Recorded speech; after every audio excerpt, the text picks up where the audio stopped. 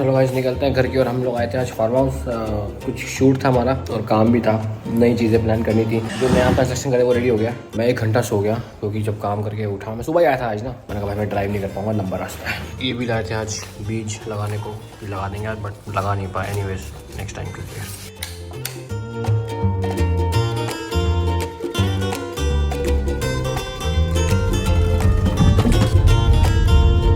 एक चाय पी जो रुके भाई, बहुत दूध फार्म से आ रहे हैं, यहाँ रुक के दूध पियेंगे तो बेचती है भाई हमारी। चाय की नीड काफ़ी ज़्यादा थी, अगर इतना लंबा भी ड्राइव नहीं कर पाते हम, काफ़ी लंबी ड्राइव है। मैंने सिर्फ चाय पी। वैसे मैं चाय और पनीर पराठा खाता हूँ, मेरा फेवरेट। मैं सोचता भी नहीं ढाबे आता हूँ पनीर पराठा चाय। तो भैया 2 चाय ले आना। बगल में 2 लड़के बैठी थी, उन्होंने मुझे इतना वियर्ड लुक दिया कि मतलब ये बंदा अकेला है और इसलिए थोड़ा 2 चाय 2 किसी और के लिए होगी। भाई मैं 2 पीता, भाई मैं चाय से प्यार करता हूँ, मैं 3 भी पी सकता हूँ भाई, कोई दिक्कत है इसमें? मतलब इसमें वियर्ड लुक देने की क्या बात है? खैर अब ये तो एनीवेज निकलते हैं घर की ओर।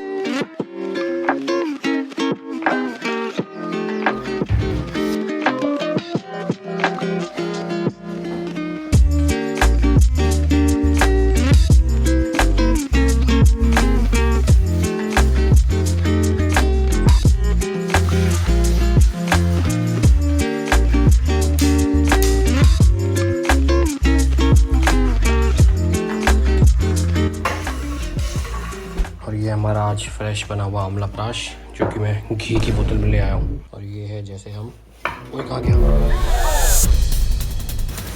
यार, आंवला प्राश कहाँ गया। और ये पैकेजिंग हम वेबसाइट पे सेल करते हैं आंवला प्राश की, छोटी अपन 3 बोतल।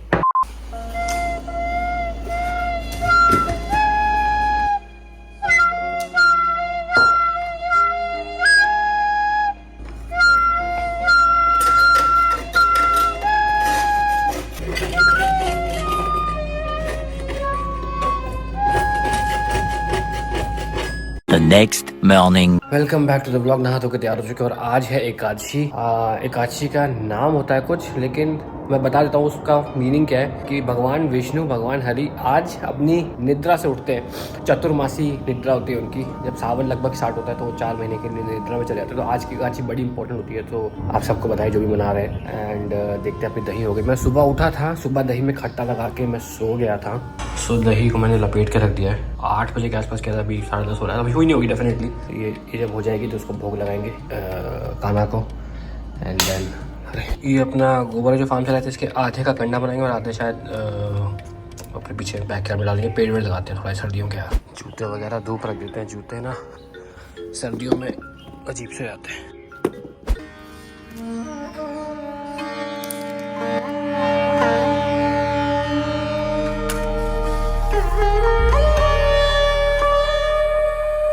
Back from office.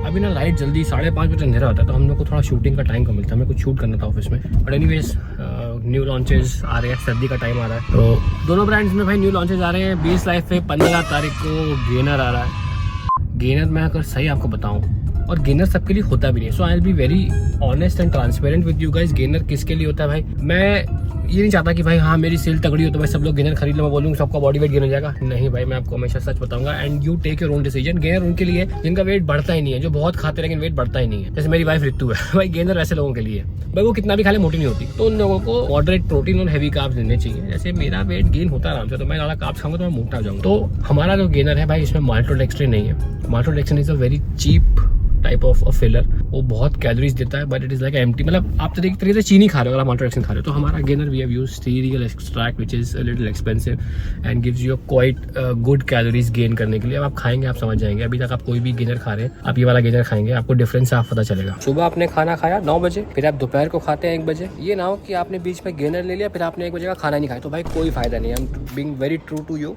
20 साल का एक्सपीरियंस है फिटनेस में। आपको गेनर लेना अपनी कैलोरीज बढ़ाने के लिए, ताकि वेट गेन हो। आप खाना मिस करके अगर गेनर खाएंगे भाई कोई पैसा नहीं है, आप पैसे बर्बाद करें। अच्छा आप गेनर मत खरीदिए, आप खाना ही खाइए। तो वो लिक्विड फॉर्म में है।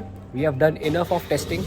बहुत लोगों को पिलाया हमने। R gainer is super light, जैसे हमारा आइसोरिच है, आपको पी के बहुत लाइट फील होगा, बिल्कुल ब्लोटिंग नहीं होगी और आप खाना भी आराम से खा पाएंगे। तो अगर आप दिन की 2200 कैलोरी खा रहे हैं तो उसको आराम से आप 2700-2800 कैलोरी आराम से ला सकते हैं। एंड देन एकदम से आपको लगा यार मैं इतना मेहनत करता था, बस एक छोटी सी चीज़ मिसिंग थी मेरे रिजीम से, and now my weight has started going up. जो लोग जल्दी वेट गेन नहीं कर पाते वो प्रोटीन का यूटिलाइजेशन उतना नहीं कर पाते, उनको कार्ब ज़्यादा चाहिए होता है अपनी मसल को फुल करने के लिए, इसलिए गेनर उनके लिए अच्छा काम करता है। एक आंची का व्रत कैसे खोलते हैं बताओ? मुझे लगा था कि रात को खा लो अपना हो गया। सुबह में नहा के चावल बनाओ और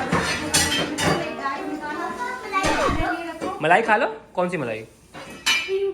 हाँ अच्छा, हाँ आ रहा हूँ हाँ। सुबह निकालो, एक अपने लिए रखो। चावल हाँ। चावल सिंघाड़ा और दक्षिणा ऊपर रख के हाँ, वो पंडित जी को देना है। और आप अपने लिए उसमें घी डालो चावल में, और तुलसी के पत्ता मुंह में दबा के पानी पीना और चावल तुलसी। सुबह से उठते ही नहीं उठते नहीं, नहा धो के जाते। तो 12 बजे सोऊंगा, 2 बजे उठ जाऊँ तो बस भूख लगती है ना। क्यों रशी, सही कह रहा हूँ कि नहीं कह रहा हूँ? भूख लगती है ना। मलाई अच्छी थी, मलाई अपने फार्म हाउस की मलाई, मैं रात को दूध लेके आया था आपके लिए। मोटी मोटी थी ना, है ना, मजे थे ना। तो एकादशी का फास्ट जो लोग रखते हैं भाई, हरि भगवान उनसे बहुत खुश होते हैं। खिलाओ इनको, खिलाओ। क्या करते थे ये? मक्खन चौबी करके लाते थे। तो डांट भी पड़ती थी यशोदा मैया से, नहीं? हाँ। खिलाओ खिलाओ इनको, खिलाओ। प्यार से खाते हैं बच्चों के हाथ से, ये पता है आपको?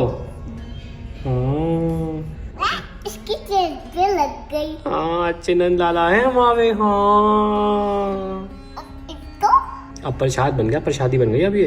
अब आप खा सकते हो, थोड़ा सा खा लो, आप खा लो। हाँ ये दूध है, मैंने इनको दिन में पिलाया था।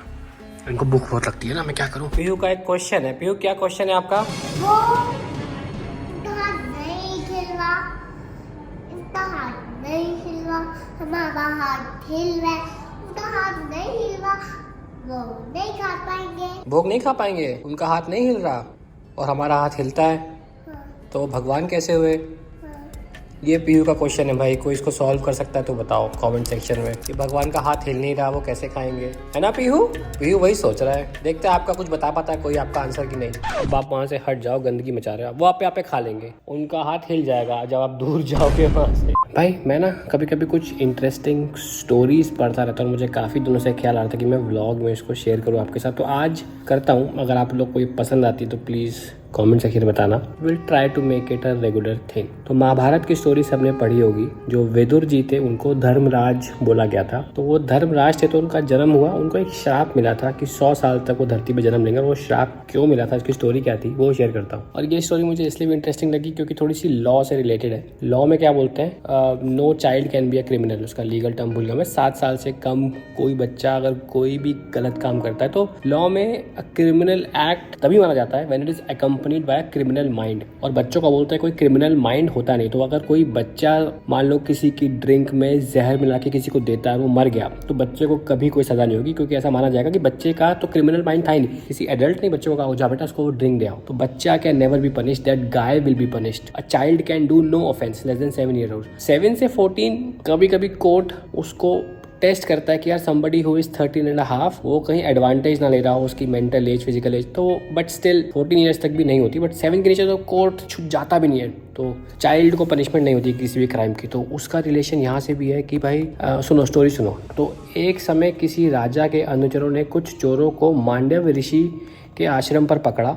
उन्होंने समझा कि ऋषि भी चोरों में शामिल है, तो सबको सजा दे दी राजा ने। तो सूली पे चढ़ा दिया चोरों को भी और ऋषि को भी। ऋषि लेकिन महात्मा, अब सूली पे चढ़े लेकिन उनको मृत्यु आई नहीं, मृत्यु मतलब सूली टूट गई। तो ऋषि ने पूछा राजा से कि आपने मुझे सजा क्यों दी? राजा ने कहा महात्मा मुझसे गलती हो गई, मुझे माफ कर दे, मुझे लगा आप भी चोरों में हैं। तो जो मांडव ऋषि थे उन्होंने फिर यमराज के पास जाके पूछा कि आपने मुझे किस बात के लिए सजा दी जो सूली पे चढ़वाया था? तो यमराज ने उनको बोला कि आपने लड़कपन में एक टिड्डी को कुश की नोक से छेद दिया था, मतलब एक नोक से टिड्डी, इसीलिए ऐसा हुआ। तो उन्होंने कहा यार उस समय तो मैं बच्चा था, आपने मुझे उस चीज की सजा दी, तो मैं आपको दंड देता हूँ। यमराज को उन्होंने दंड दे दिया मांडव ऋषि ने कि अब आप मृत्यु लोक पे धरती पे जन्म लेंगे और 100 वर्ष के लिए आप जन्म लेंगे। और उन्होंने मतलब यमराज को ऐसा बोला, तो मांडव ऋषि का जब श्राप लगा यमराज को, तो यमराज जी ने विदुर के रूप में जन्म लिया। और फिर महाभारत में आपको पता है विदुर कौन थे। और ऑल्सो वो मांडव ऋषि ने फिर और तपस्या की और उनसे ये रूल चेंज करवाया यमराज जी से कि जब भी कोई बालक कुछ भी अपराध करता है तो उसको सजा नहीं हो सकती, क्योंकि बालक का इतना मेंटल कैपेसिटी नहीं होती कि उसको वो दंड दिया जाए। इसलिए फिर भागवतिक लॉ कह लीजिए या भागवतिक विधान भी ये बन गया, कोई बच्चा अगर कोई अपराध करता है तो उसका बोलते हैं ना पाप कर्म जुड़ जाता है आपके खाते में, तो वो भी नहीं जुड़ता। और अगर आप इंडियन लॉ भी पढ़ेंगे, इंडियन पीनल कोड भी पढ़ेंगे भारत का, तो उसमें भी सेम चीज़ है। तो मुझे इंटरेस्टिंग लगा क्योंकि लॉ भी पढ़ा तो दिमाग में कनेक्ट हुआ। So I thought I will share this story with you. तो अगर आपको ये स्टोरी पसंद आई है बताना, बहुत इंटरेस्टिंग स्टोरीज मैं पढ़ता हूँ आजकल, मैं करता रहूँगा शेयर।